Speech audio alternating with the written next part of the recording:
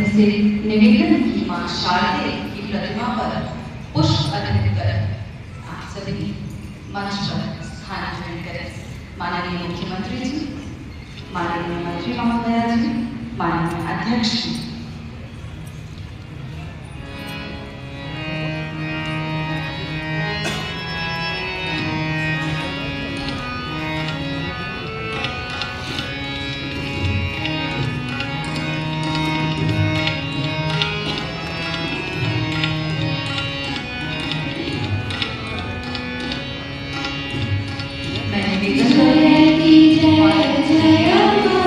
Saraswati Jai